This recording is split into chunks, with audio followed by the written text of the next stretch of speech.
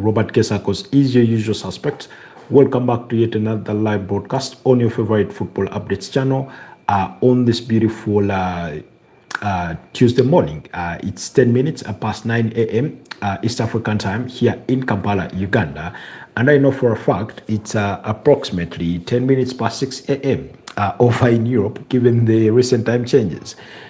Which do not help our efforts, must I mention. Some of our regular fans are possibly out there, resting as we speak. But it is what it is. Nonetheless, we will continue until those that can play catch up do catch up, because like the common adage goes here in Uganda, we shall not wait for the Kejongs to develop. And I do not mean that in a derogatory way. It's just one of those common phrases that we grew up on, But anyways, indulge me as we have our audios tested. Make sure everything does check out before we proceed any further. In today's broadcast this morning, we will be speaking about Viktor Gyokeres, who is said to miss Arsenal's game against Slavia Praha in the UEFA Champions League, but we'll also be speaking about the former Manchester United manager who is in contention for the Wolverhampton Wanderers job. So we'll be speaking about that and more in today morning's broadcast.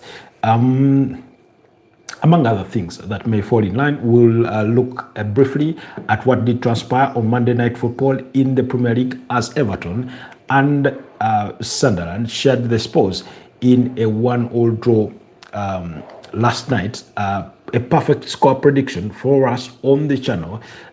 For those of you that were part of the broadcast, for those of you that have been part of our previews dating far back through the course of the weekend, because those are predictions that we gave quite a long time ago, really. So, so do join us for this special broadcast. Anyways, where do we start it all? I think let's start from last night, where Everton and Sunderland shared the spoils in a goalless draw. Sunderland, particularly, we pick interest in them because their next game is going to be still at home against the Premier League table leaders in Arsenal. But also, Ilman Ndiaye scoring a stunner in that game, sort of an individual. It's a kind of goal that showed his individual brilliance, as he can be on a good day. My issue with him is that he's one of those very good players that can sometimes be a bit inconsistent, in terms of giving you a 10 out of 10 performance week in, week out, Perhaps that's the one thing that I could lay as criticism over him. But yesterday, that goal was quite spectacular after the quarter-hour mark that he scored to give Everton the lead. But like I suspected, Everton lived a bit on the edge as Sunderland gave the push. And in the 46th minute, this is just a minute into the second stanza, Granit Xhaka had, I think, a deflected ball that beat Jordan Pickford, kissing the inside of the crossbar. Not actually kissing, but hitting, the inside of the crossbar and hitting into the back of the net, as he scored is a brilliant leveler. I mean, at some point, we're going to sit here and possibly vote Granit Xhaka as one of the signings of the season, if not the very best signing of the summer transfer window. For those of you that care to remember, at some point during the course of this season, we did put out a video, and if you did not get to watch it, please go check it out, in which we discussed who the best 10 Premier League signings from the summer were. I think that was during the October international break. So that was, I think, after 6 weeks of them played. So, and he was among those players. I remember mentioning Granit Xhaka. We talked about Martin Zubimendi. We talked about Joao Paulinho. We talked, I think, did we mention Hugo Ekitike? I stand to be corrected. But, we mentioned a couple of names in there. And for me, he's been quite revolutionary in as far as Sunderland's fortunes go this season, because they couldn't have hoped to have it any better in as far as the campaign is concerned. We're talking about a guy who comes with Premier League experience, a winning mentality, a leadership quality. He's been the captain of the Switzerland national team for quite a good time. He's been captain almost everywhere he's been, literally. So he has those leadership qualities. And even yesterday, you could see him providing leadership to that Sunderland. As you know, he led sometimes the counter press. He literally ran his socks off, and he had a very, very good game, must I mention. On the side of, on the side of Everton, you thought that people like Tony Barry fired the blanks. You thought, in some moments, either sides could have done either side could have done better in terms of being more clinical. But then, while you make that, while I make that argument, I must say that on both ends, both teams defended really, really well. Defenders put their bodies on the line, they put in the blocks, they put in the shift, and it was impressive to watch. It was impressive to watch. In the end, it was only 3 shots on target for Sunderland, while it was only 2 for Everton. Released, Sunderland dominated possession to the tune of 61% compared to Everton's 39%. So that that in itself gives you an insight of how dominant the home side were in terms of ball possession and a few other aspects of the game, including corner kicks that were 4-1, including shots blocked that were 7-3, including shots off target that were 7-3 respectively. So really, it was that kind of performance, and I think Lee Regis, the Sunderland manager, I'm sure looked at that game as a winnable fixture given how well they performed on the night. But yeah, sometimes even when you play well, you do not get to win. You do not get to win. We had a couple of opportunities that hit the woodwork, including Jack Grealish hitting, I think, the best of the outside of the upright. So, those sort of close moments were in the game, but it was never meant to be that either side that any of them would win this game, and that's how it ended, being shared in the sports in a 1-1 draw. Like I said, it was a perfect score prediction for us, and if we had to go back to our weekend predictions, and now that match day 10 is officially closed, I think we did well. Because we got 2 perfect score predictions, like right spot on, the 2-0 victory for Arsenal against Burnley, and the 1-1 draw between Sunderland and Everton. That was a perfect score. Then the other victories that we got right was Brighton against Leeds. Prediction had been 2-1, but they won 3-0. Fulham to beat up against Wolves. Prediction was 3-1, but they won 3-0. The other correct prediction was Manchester City to win by 1-0. They did it better. They won 3-1. But then, of course, we lost out on Newcastle, on Aston Villa. We lost out on Chelsea, because Chelsea, our prediction had been a 2-2 draw against Spurs, but Spurs did not create in that game whatsoever. So they lost by a goal to nil. In fact, they would have lost by 4 or 5 on the night. Then the other was Crystal Palace versus Brentford. We lost that one as well, because our prediction had been a 2-2 draw. Crystal Palace won by 2-0, and then Nottingham Forest against United. United disappointed us as they shared the spoils in a 2-2 draw. Our prediction had been a 2-1 victory for United. So we got Arsenal right, victory for Brighton, then Fulham, then Manchester City, and the perfect score prediction for also Sunderland. So I mean, that's a 50% success prediction rate, and not bad, for somebody that in one weekend I got them so horribly wrong that I had said, I'm not doing predictions anymore. But anyways, we'll park that to the side and discuss other matters, because like I said, the sort of the game tonight, we do return with the UEFA Champions League football. That is coming. But before we get to UEFA Champions League football, let's discuss the situation at Wolverhampton Wanderers, because like I told you, they did part ways with the manager in Vitor Pereira after 10 games in the Premier League without a single victory, 8 defeats and only 2 draws, as leaving them bottom on the Premier League log with a mere 2 points from a possible 30. So that in itself, like I said, it was always going to be a matter of time before we saw that kind of decision at Wolverhampton Wanderers. Now, they are into the market searching for a manager. They have held conversations with their former manager, who they sacked and replaced him with Viktor Pereira, and that's Gary O'Neill, the 42-year-old gaffer. However, he's pulled out of the race. He's pulled out of contention, and that's according to the Athletic's David Ornstein, who says, excuse me. He revealed in an exclusive that Gary O'Neill withdraws himself from process to become next Wolverhampton Wanderers head coach after initial talks. Understood, the 42-year-old felt opportunity to make shock return to Morenix or to Molyneux are not right for him at this time.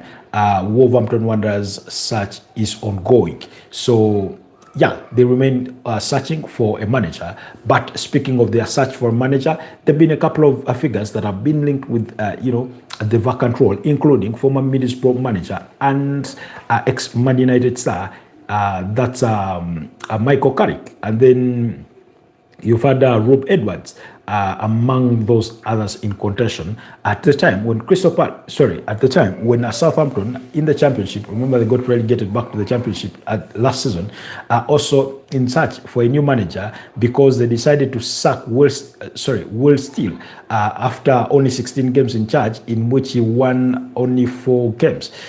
So that's in as far as the championship is concerned. So they're looking for a replacement as well. But back to the Wolves story, a former Manchester United manager in Erik ten Hag is in contention for the role. Yes, is in contention for the role.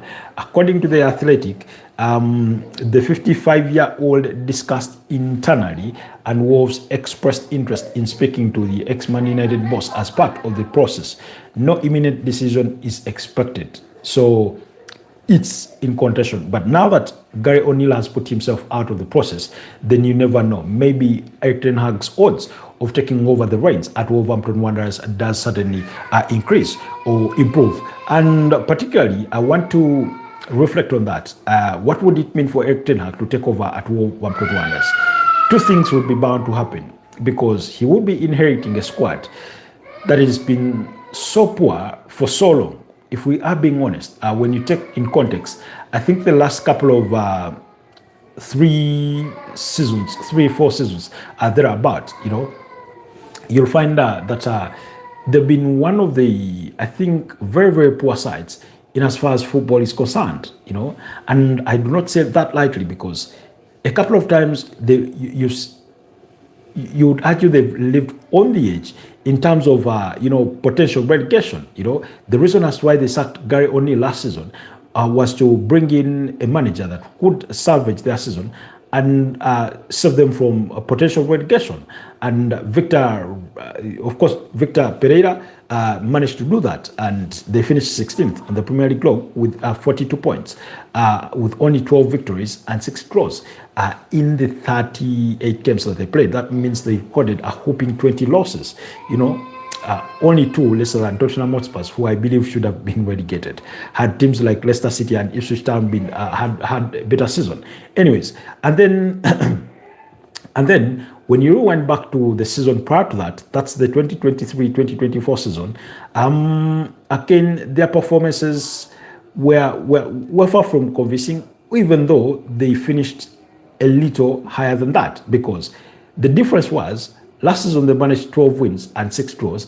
This previous campaign they had managed 13 wins and 7 draws. So you can see it's a disparity of 1 victory and 1 draw that makes the difference. So although the position will say 14th on the Premier League log, in that season where you had Sheffield United, Burnley and Luton Town be relegated, with Nottingham Forest hugging, surviving relegation by whisker, when they were still under the charges of then Steve Cooper and then eventually Nuno Espirito Santo coming in. So again, not very encouraging signs, So and I've said this before, ever since the departure of of Nuno Espirito Santo, they've sort of had that gradual decline. And I think this season we could be seeing the climax of that gradual decline, because when you rewind things back to the 2022-2023 campaign, you'll see that Wolverhampton Wanderers finished 13th, again a place higher than where they managed to finish in the subsequent season, 2023-2024. So in that campaign, they recorded 11 victories, 8 draws, finishing with 41 points, and in 13th place. But then the points tally were lower than in comparison to the 2 subsequent seasons. Again, that speaks to the competition of the Premier League. Because in one season, you had them with 42 points, finishing 16th. In another season, you had them with 46 points, finishing 14th. And then you had them with 41 points, finishing 13th. So you can see that in subsequent seasons, they managed to gather more points than in the season of 2022-2023, but still finished lower on the Premier League standings. So for 3 consecutive seasons, they finished between 13th and 16th. So that tells you that things have not been really pretty for 3 consecutive seasons. Let's see, when we rewind it further back in the 2021-2022 campaign, they finished 10th with 51 points. You remember, and I think that was Nuno Espirito Santo's final campaign with Wolverhampton Wanderers. They finished 10th with 51 points. So ever since his departure, they've been in that gradual decline. Remember, they brought in Julian Lopetegui, for whom things did not work out. But before Julian Lopetegui, they had tried out with Bruno Lage, who recently got sacked at Benfica and was replaced by Jose Mario Felix Mourinho, following his own sacking from Fenerbahce in Turkey. So Bruno Lage came in, took over the reins at the club. Things did not work out for him. They brought in, I think that's when they bring in Lopetegui. Things do not work out. Then you have Gary O'Neill. Things eventually did not work out, at best, and then he is sent packing, and then they bring in Vitor Pereira. So back to the point of Erik ten Hag, it does beg the question: what kind of squad is he inheriting? Is he able to impact change on that team? And maybe one would argue that, in comparison to the teams that he's been at and the kind of pressure that they come with and the expectations, having been at Manchester United, at Ajax, at Bayer Leverkusen, where he did not really last long, because he got that was his last job, and he got sacked. Just what, only 2-3 match day games into the role. I mean, it's the way he was fired in that role of Bayer Leverkusen. I mean, that put a significant dent on his personal CV, because that went so bad so quickly, that you have a manager appointed in preseason, and 2 games into the season, 3 games, and he's shown the exit, for whatever reasons and justification they may have given in his own sacking, So he was sacked by Bayer Leverkusen after just 2 league games in September, making it one of the shortest managerial stints in Bundesliga history. The decision was reportedly due to a combination of a poor start, a draw after leading 3-1, with an extra player. I remember the opponent's team had been reduced to 10 men. They were leading 3-1, and then they somehow shared the spoils in a 3-3 draw. And Bayer Leverkusen said, no, that's not acceptable whatsoever. And then there was a quick breakdown in relationships with the club's hierarchy and some of the players, and then he got sacked. And then they appointed Kasper Holmand, Holman. I hope that's how it's pronounced, and he replaced him, and they've been better ever since then. So never mind that they lost to Bayern Munich over the weekend by 3-0. Nicholas Jackson and what's his name?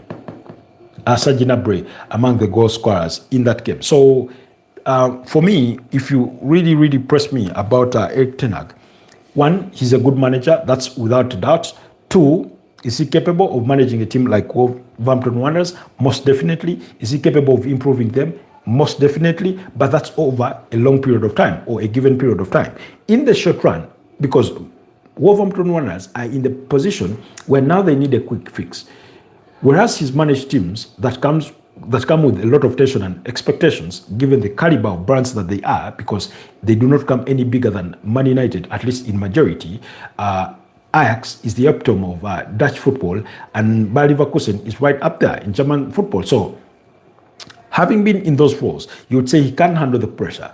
But like I said, Wolves are in a bit of a unique position where 10 games, you are winless, and you need a manager that is going to fix this system, this team, as soon as possible, not in just how they play, but in terms of getting results on board, because they need results to survive.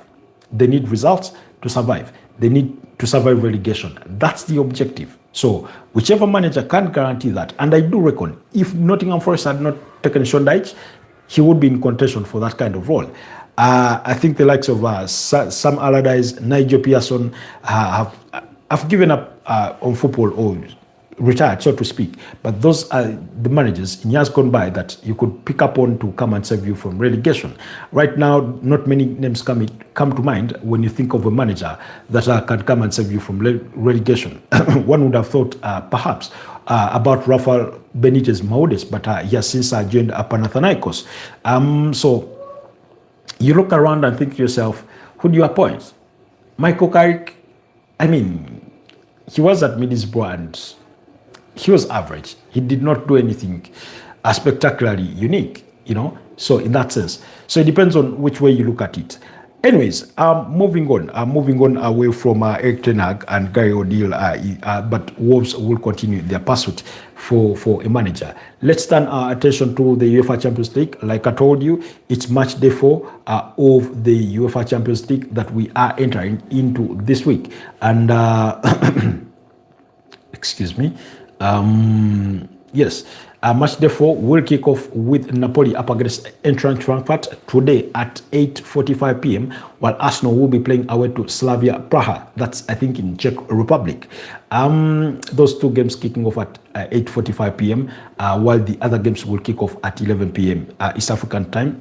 There's been an adjustment of 1 hour in addition to what we've been accustomed to in the opening 3 months of this campaign. So then at 11 p.m. we'll have Atletico Madrid will be up against Union St. Gilloise. Liverpool will entertain Real Madrid at Anfield.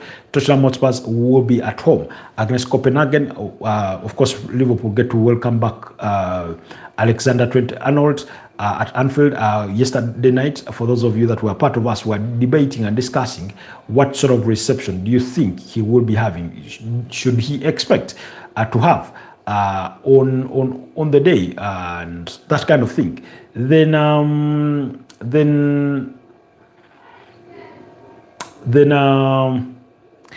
also Real Madrid showed a show of class as they paid respect to Diego Jota. They went and their, how is it called? Is it called a wrath? I stand to be corrected. My English escapes me in the moment. But if my words fail me, please, hear my heart. But they lay flowers to pay tribute to the fallen Diego Jota, of course, and his brother, but particularly Diego Jota because he was a Liverpool player. And we know for a fact that Xabi Alonso is a former Liverpool player. And then Trent Alexander-Arnold himself. Of course, they were accompanied by Dean Howson, who is a former Premier League player.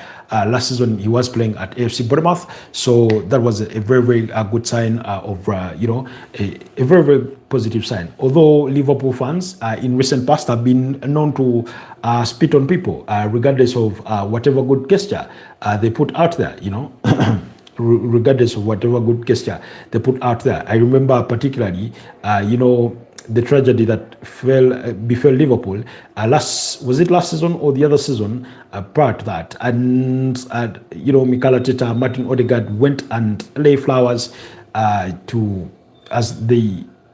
show of respect, and respect to that particular incident. And Liverpool fans continue to mock Mikel Arteta, with a very big banner, and that did not rub, Arsenal fans the right way. So it can happen. So let's just see.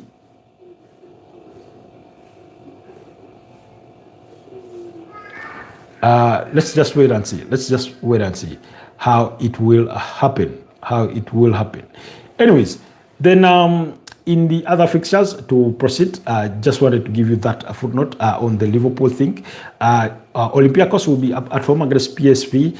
Juventus will welcome Sporting CP, while the other big fixture of the night, PSG, will be at home against Bayern Munich. That's at Parc des Princes. Will Bayern Munich be condemned to their first defeat of the season, because they are 15 games unbeaten across all competitions? And I mean, of course, they would want to carry on that. Over the weekend, they rested a bit Harry Kane, Luis Diaz, and Michael Olise as they started off the bench in that 3-0 victory against Bayer Leverkusen. So, impressive stuff. And then Bordeaux Glimot will be playing at home against AC Monaco. AC Monaco, I think they lost over the weekend by 0-0. But anyways, that's notwithstanding, that's the action you should expect on Tuesday night. And then, of course, action will continue on Wednesday night. But we'll look at Wednesday night's fixtures, possibly tomorrow. For now, let's focus on what's to come on Tuesday. Like I said, PSG, reigning champions of Europe, Bayern Munich, the most on-form team in Europe. Those two are meeting. We know for a fact that they did meet these two met at the FIFA Club World Cup during the course of the summer over in United States, and it only ended in victory. It only ended in victory for Paris Saint-Germain, because they managed to knock out.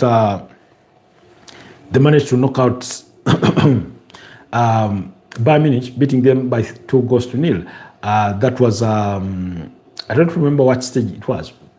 Was it the quarterfinals? The semi-finals, the quarterfinals, they're about. So they beat them by 2-0. And then the two sides still met in the 2024-2025 campaign at the Allianz Arena. And Bayern Munich won that game by 1-0. Then you have to rewind far back to the 2022-2023 Champions League campaign. And in that campaign, Bayern Munich beat up against PSG home and away by 2-0 and by 1-0 respectively. So you can see the trend that Bayern Munich really know how to beat up against this PSG side. In any case, need you be reminded that in the finals of the 2019-2020 Champions League season, Bayern Munich beat up against PSG by 1-0 to lift the UEFA Champions League title.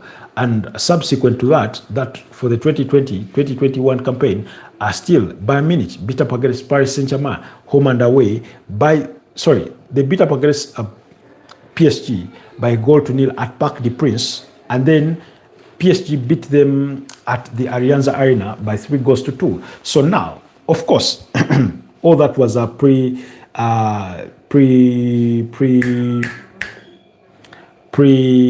Luis Enrique era, and in the post Luis Enrique era, you will still find there's a victory for Bayern Munich. You'll find there's a victory for Luis Enrique. So the context of managers sort of bounds to change the fortunes of this game, or the direction in course in which it may take. But I must add that, of course, pedigree-wise, in terms of European experience and everything to do with that, Bayern Munich are by far the better side. They far preponderate whatever PSG could put on their scale. I mean, it wasn't until yesterday, and that was particularly last campaign, that they recorded their first ever triumph in the competition. So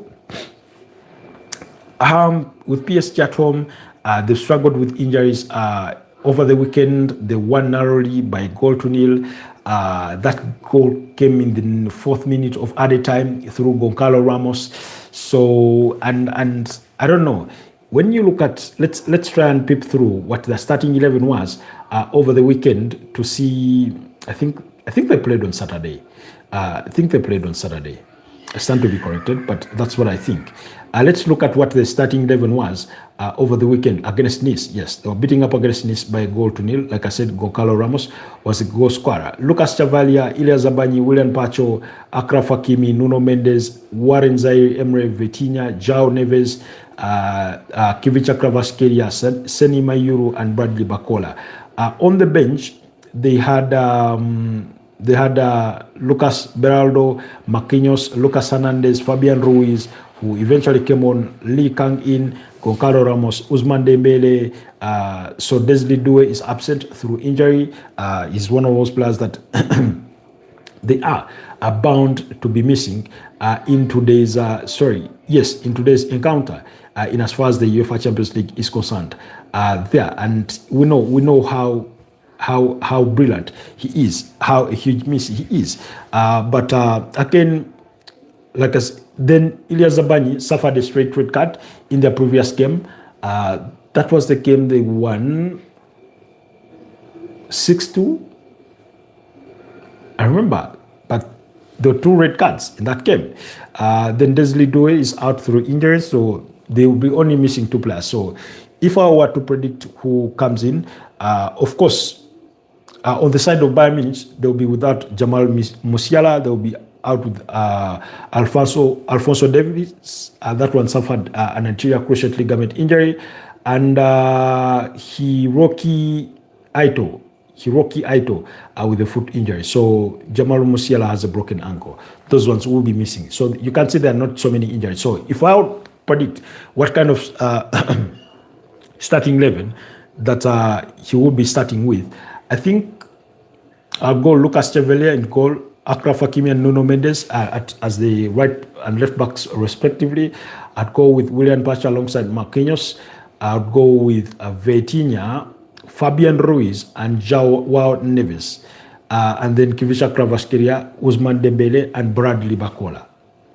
But I wouldn't be surprised if Fabian Ruiz doesn't start and it's Warren Zaire-Emery or Lucas Beraldo starts in defense. So we'll wait and see. On the side of Bayern Munich, expect Manuel Neuer, Dayot Upamecano, Jonathan Tah, Tom Bischoff, and then Konrad Lema, Joshua Kimmich, Leon Goretzka, or alongside either Joshua Kimmich alongside Leon Goretzka or alongside Alexander Pavlovich, and then Luis Diaz, Harry Kane, and Serge Gnabry or Michael Olise to start in that sort of setup. So maybe Luis Diaz, Serge Gnabry, Harry Kane, and Michael Olise,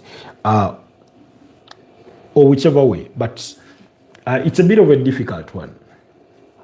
It's a bit of a difficult game to call. Of course, PSG will have the home advantage. I do not know. I have a feeling they could cancel this each other out, maybe in a 1-1 draw or a 2-2 draw. That's what I'm feeling. That's what I feel. That's what I feel.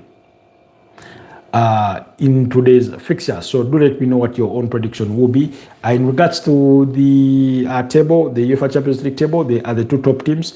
PSG have just scored a goal more compared to Bayern Munich. They've conceded a goal more as well compared to Bayern Munich, but they all have a goal difference of 10 and 9 points.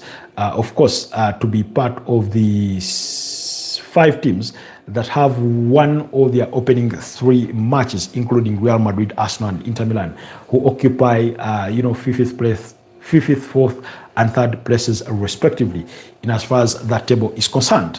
So, away from that, quickly, I've told you my prediction is a 1-1 draw or a 2-2 draw between those 2 sides. Although history has shown that Bayern Munich, have the bigger advantage, but I'm thinking on-form team versus most on-form team in Europe versus arguably the best team there is also in Europe, they could cancel each other out. Then let's go to Liverpool. Liverpool come into today's fixture against Real Madrid with a host of injuries, including Alexander Isak, who continues to struggle with a groin injury. Giovanni Leoni out literally for the rest of the season through that anterior cruciate ligament injury. Stefan Bajcetic with the hamstring. Alson Ramsey-Specker still struggling with a hamstring, is expected to return after the November international break. Jeremy Frimpong suffered the muscle injury, hamstring, and then Curtis Jones out with an injury. But then on the side of Real Madrid, Dani Carvajal will be absent through suspension with the red card. Franco Mastantuano. Did I see him over the weekend against Valencia coming on? He came on at the same time with Rodrigo Goes. Antonio Rudiger been out.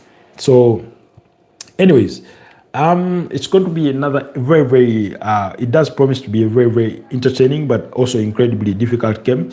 Although I would say that based on form, Real Madrid have the edge. You know, Liverpool have already lost the game in the UEFA Champions League against Galatasaray. So in terms of team setup, Thibaut Courtois in goal for Real Madrid, Alvaro Carreras, Dinhausen alongside Eder Militao, who I thought had a very beautiful game in the El Clasico. Federico Valverde at right back. That means Alexander Trent-Arnold could start on the bench. Eduardo Camavinga and Aurelio Tchouameni in that double pivot. Vinicius Junior, Jude Bellingham, Adagula, and Kylian Mbappe to lead the lines. But it's Xabi Alonso. Do not be surprised if somehow you see Brahim Diaz in this team at the expense of an Adagula or anything. On the side of Liverpool, I'll go Mamadashvili, of course, Conor Bradley, Konate, Virgil van Dijk, and Robertson, McAllister alongside Gravenberch, with Szoboszlai ahead of them, and then Mo Salah, Cody Gakpo, and Hugo Ekitike. I wouldn't start with Florian Wirtz. As much as this is a software game, I'd look to protect that midfield as high as possible with my traditional midfield trio. That's how I'd go about it. So the battle is going to be, we're going to have key battles. Vinicius Junior versus Conor Bradley. I don't know, but he will constantly need help if he's to come out on top of that battle. Maybe Szoboszlai drifts back to, he plays at the right side of the midfield to try and provide more cover for Conor Bradley as he comes up against Vinicius Junior. Excuse me. Ibrahim Konate and Virgil van Dijk will need to be at the top of their game, not to give spaces for Kylian Mbappe to run in behind them. We know he has the speed. We know he can dribble. We know he can shoot from distance. He's oftentimes good 1v1. He's Real Madrid's current top scorer, I think, with about already 13 goals in the La Liga already, or 12 thereabout. So, and then of course, somebody will need to keep an eye on Jude Bellingham. He pops up in the right areas and often does score. He did score in the weekend against Valencia. Then Adagura has, he's sort of grown into that mature prospect that everybody admired at a season or so ago. Under Xabi Alonso, he has that key pass. He's a main starter in this team. So very interesting stuff. Real Madrid, who do they need to worry about? Given Liverpool's recent form, there's really not much to be happy about. By the weekend victory against Aston Villa, but Mo Salah can rise to the occasion on any given day. So Alvaro Carreras will have to be at the top of his game to fend off those attacks from Mo Salah. And then, as will Federico Valverde need to be against Cody Gakpo. Hugo Ekitike could give Eder Militao and Dinhausen a run for their money. Let's wait and see. My prediction, I'm going to go Real Madrid 2-1. To win that game at Anfield. That's my prediction. I just think that Real Madrid will be oozing with confidence coming into this one, but also knowing where Liverpool have been in the last 8 games, losing 6, winning 2, in the last 8 games across all competitions. So that's how I want to look at it. Anyways, let's also proceed and look at that game between Arsenal and as they play away to Slavia Praha. We know that Arsenal is one of the 2 teams that are yet to concede a single goal in this campaign's UEFA Champions League. And that's Arsenal and Inter Milan. Excuse me, I don't know why I'm over-yawning, but those 2 are the most defensively solid teams in the Champions League as we speak.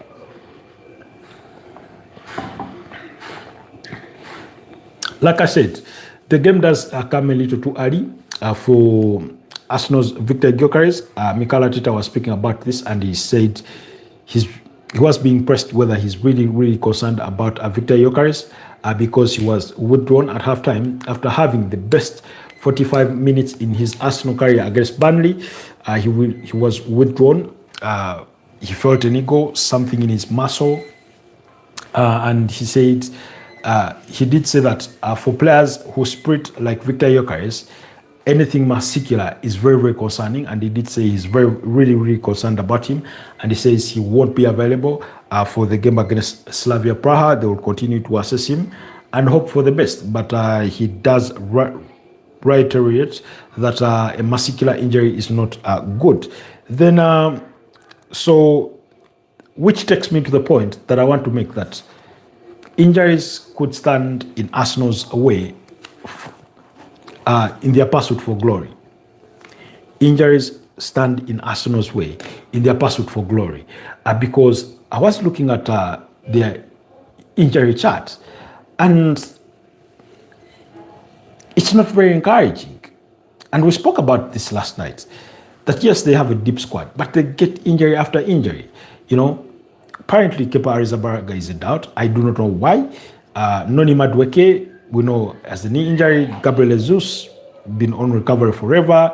Kai Havertz, knee injury. So you have 4 knee injuries, or possibly 5. So Arsenal have a deeper issue. So Kai Havertz out, Martin Odegaard out, Viktor Gyokeres out, Gabriel Martinelli out. All these are injuries. And for any team, no matter how big a squad you have, for you to go on and win championships and win major silverware, there's a critical element to that. And part of the critical elements, or one of the critical elements to that, is having a consistent team. Game in, game out, you must be able to field at least 7 to 10 players consistently for a given number of games to guarantee that. Now, with the trend of how or within which Arsenal accumulate injuries, it's always going to be difficult. It's always going to be difficult, because when you look at the profile of players that are here who are out injured, I mean, that's 2/3 of a starting 11. Kepa in goal could start. Madueke to the right, Martinelli to the left, Martin Odegaard and Kai Havertz in midfield, Gabriel Jesus to play as your 10, and then Viktor Gyokeres. That's literally, a whole critical team out there that's injured for this Arsenal side. So the big question is going to be, how do they set up, with all those injuries? And in addition to that, Martin Zubimendi is absent through suspension, So, and while he's absent through suspension, he himself suffered a knock in that game against Burnley, And yes, and this is why usually when players are being summoned for the international break, a lot of club football fans hope that some of their key players do not get summoned. Why? So that they do not get injured while on national team duty. And we know that that has happened a couple of times. It happened to Martin Odegaard, last campaign, it happened to the likes of Takahiro Tomiyasu. We know that players have come back with injuries before. So if you're Arsenal, you'd hope that your team literally rests out the fortnight of the international break just to get players a bit of some healing time. You know, the thing about football is that you get kicked around, you leave the game with bruises and swellings, and you need a day or so to recover from that. And then with how thick and fast games do come, suddenly you find yourself that recovery time is becoming increasingly slow or smaller, as well as a preparation time for the next game, you know. And for example, take the example of the Premier League with the realignment of the Carabao Cup quarterfinals, set to be played around anywhere between 16th to 20 something of December. I mean, Arsenal could be playing in the Carabao Cup, and then 2 days later, they could be playing in the Premier League. So it gets difficult. It really, really does. It really, really does. So no matter how big a squad you have, if you keep getting injuries at the rate at which Arsenal get their injuries, then I'm sorry, it may not work out. Having 8 players out and all those players are starters, damn. But anyways, let's see, how could Arsenal set up?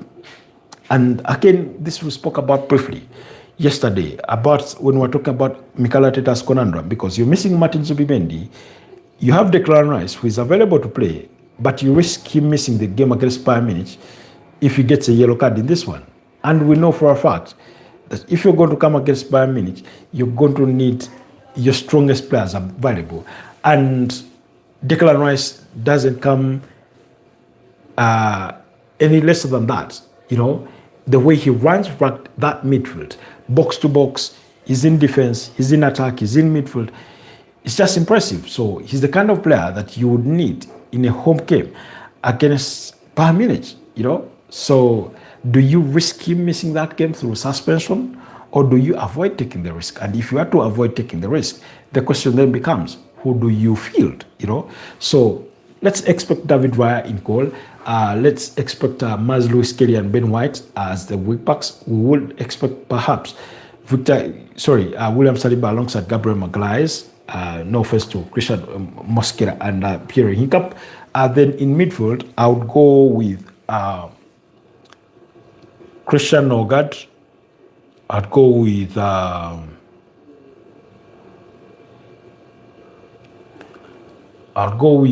Ethan Mwanyeri and Ebeleche Eze. Try and play on the front foot. And then Leandro Trossard, Mikel Merino, and Bukayo Saka. Or, actually, I'd play Mikel Merino in left midfield and then play Ethan Nwanyeri as the 10, and then play Leandro Trossard centrally and play Ebeleche Eze to the left wing in that sort of setup, if I were to be Arsenal. Anyways, Mikel Arteta was also asked whether he would spare some time to go and link up with his former teammate, Thomas Rosicky, who is based over there in Czech Republic. And he said, yeah, he hopes to meet him and they have a chat about football. He said he was one of the better players he did play with during his days at Arsenal, or, you know, during his good time at Arsenal. So it's going to be really, really interesting to see how Arsenal go about this game. I'm not worried that they will not get a result, but their trend of injuries is what concerns me, you know, because they are bound to have a bit of a lightweight bench because of injuries. And like I've said, if you want to win major honors, then you need to be on your A game. You need to have players readily available. If you decide that this is my best starting 11, you need to guarantee that almost 7 to 10 players are available for at least 3 quarters of the season, you know. I mean, it is what it is, you know. Do let me know what your thoughts are. I've given you my predictions for the Bayern Munich game, for the Real Madrid game, and for the Arsenal. I'm going to go.